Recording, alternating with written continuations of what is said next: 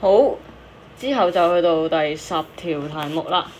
咁呢，一罐汽水就係6元3角啦。咁每罐汽水呢，比起果汁就平3元6角啦。咁呢個係汽水，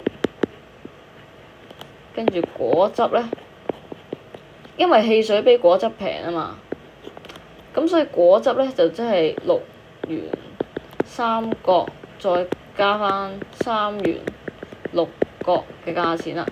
咁果汁呢，就買咗8罐，咁我哋列一列式呢，就係6元3角加翻3元6角嗱，咁呢個係1瓶果汁啦，咁我哋有8瓶啊總共。咁呢，我哋睇咗角嘅計算係幾多先？6加3等於9，9角。跟住6元加3元又都係9元，係啦。之後呢，就乘8啦。咁呢，我哋9元9角呢可以寫做9.9乘8嘅，因為元呢變成1蚊呢係10進制，所以呢可以將9角寫做0.9， 9元寫做整數9，跟住乘8啦。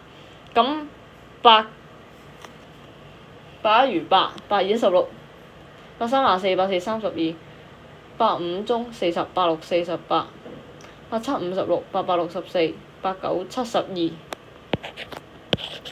好，咁補翻個點數啦。然之後8、9都係72，72再加7，即係79。所以呢，轉換翻單位呢，就會係79元2角啦。然之後就係第11條，一間西餅店原有呢200公斤嘅芝士粉，廚師呢每日會用28公斤啦。1星期之後呢，仲剩翻幾多公斤嘅芝士粉呢？好，原有200公斤啦，我哋用咗幾多呢？用咗28乘7啦，因為1星期有7日。呢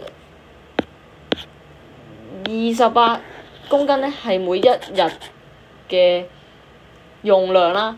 咁1星期有7日啦，所以就係28乘7啦。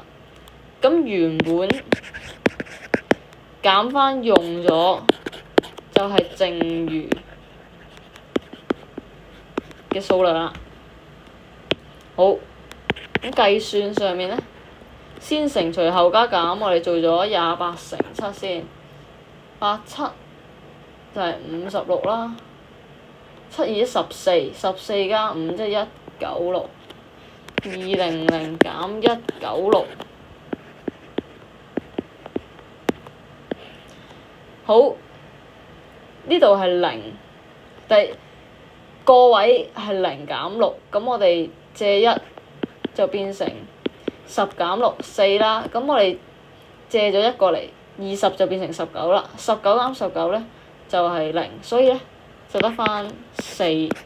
咁個單位就係公斤。好，下一條題目。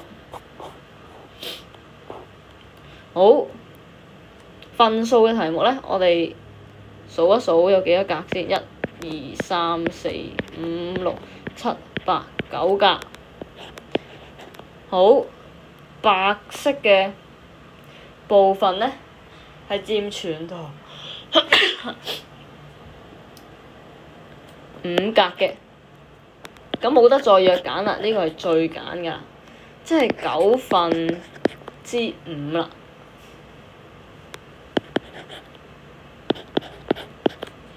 好，改翻做中文字先。